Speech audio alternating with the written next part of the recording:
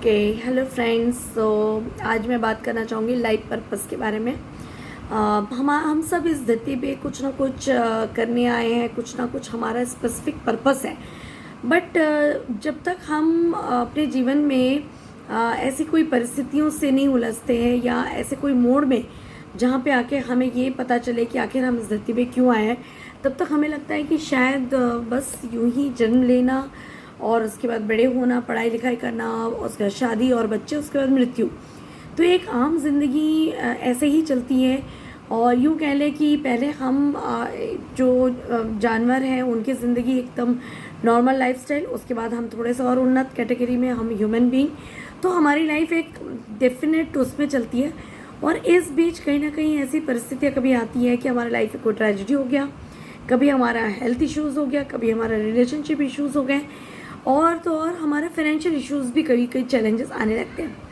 तो हम एक को ठीक करने के लिए दूसरे को इग्नोर करते हैं, फिर दूसरे को ठीक करते हैं, फिर तीसरा हमारा चीज़ें गड़बड़ाती है।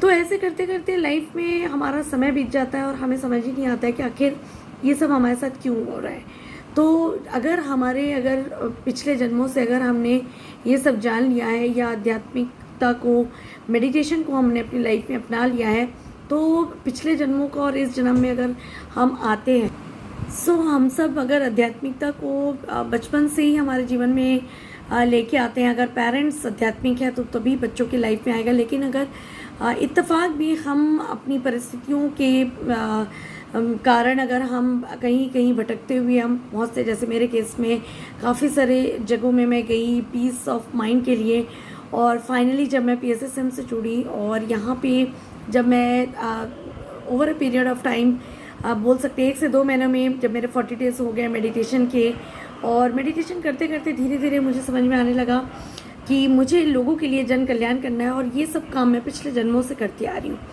तो इस लाइफ टाइम में भी मुझे लोगों को आध्यात्मिक शास्त्र ही सिखाना है, जो ज़्यादा अच्छे से मैं कर सकती हूँ। शायद वो काम मैं और कुछ जो मैं कर रही थी उसमें वो मुझे सेटिस्फैक्शन, वो सुकून नहीं मिल पा रहा था। ऑफ कोर्स पैसा मिल रहा था, सब कुछ था, बट मेंटल सेटिस्फैक्शन नहीं था।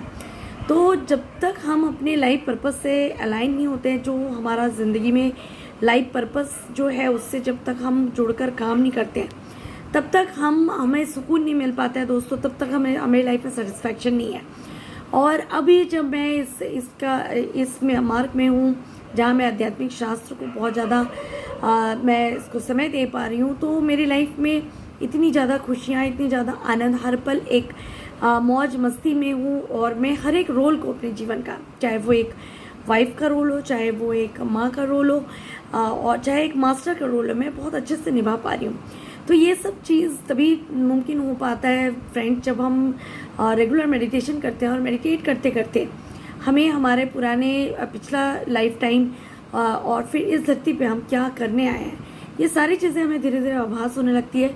तो इसके लिए मैंने कुछ भी अलग से स्पेशल नहीं किया।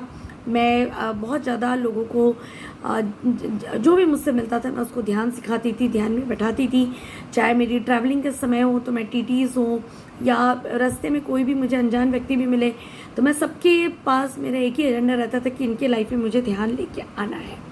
तो ऐसा करते करते मैंने काफ़ी सारे प्रोग्राम्स मेरे गुरु के, या कह सकते मेरे जो मेंटोर हैं बद्री जी के लिए, मैंने बहुत सारे प्रोग्राम्स कंडक्ट करने शुरू किए।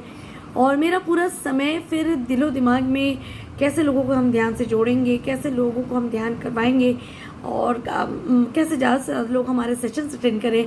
तो अलग अलग मास्टर्स आते थे, उन सबको भी हम बुला के ये सब प्रोग्राम करते थे। तो हमारा जो माइंड है वो डाइवर्टेड हो चुका रहता है, और हम विक्टिमहुड में नहीं रहते, हम धीरे धीरे कुछ क्रिएट करने की स्थिति में। जब तक आप क्रिएट करने की स्थिति को बार बार अपने अंदर नहीं लाएंगे तो आपकी वाइब्रेशन लो रहती है, और आप जब तक खुश नहीं रहेंगे तो आप लाइफ में कभी कुछ अच्छे पल क्रिएट नहीं कर सकते हैं। तो मेरे साथ यही होता गया कि मैं जब ध्यान के प्रचार में लग गई तो मेरा जो हैप्पीनेस का पल था वो धीरे धीरे बढ़ने लगा, और मैं ज़्यादा से ज़्यादा खुश रहने लगी। और यूँ कह लीजिए एक बुद्धा की तरह मेरे लाइफ की शुरुआत हो चुकी थी। और आप कहाँ तक आगे बढ़ रहे हैं, आपका जो मास्टर है वो ज़्यादा अच्छे से जान सकता है। बट फिर भी मुझे हमेशा लगता था कि क्यों ना मैं मास्टर के साथ बनी रहूं, और जब भी मुझे मौका मिलता था मैं पत्री जी के साथ समय व्यतीत करने के लिए निकल पड़ती थी, चाहे वो कहीं का भी जर्नी हो, चाहे गुजरात का हो, चाहे कलकत्ता का हो, चाहे हैदराबाद का हो। और अक्सर मुझे वो समय मिलता था जब मैं पत्री जी के साथ समय बिता पाती थी, और करीब से मैं उनसे बहुत सारी चीज़ों को सीख पाती थी कि कैसे किसी को हमको ध्यान से जोड़ना है, कैसे हमें किसी को केयर करना है। तो ये सब मैं धीरे धीरे आप सबसे ज़रूर शेयर करूँगी friends. So thank you so much. आप मेरे वीडियोस को वॉच करते रहें, लाइक करते रहें, हमारे चैनल को सब्सक्राइब करिए, सो दैट मैं आपको हमारे लाइफ कैसे PSSM के 18 सूत्रों से और पत्री जी ने जो हमें टीच किया उससे हमारी लाइफ बदली, मैं उसके बारे में समय समय पे आपको ये वीडियोस के सहारे में आपको शेयर करती हूँ। Thank you, keep watching.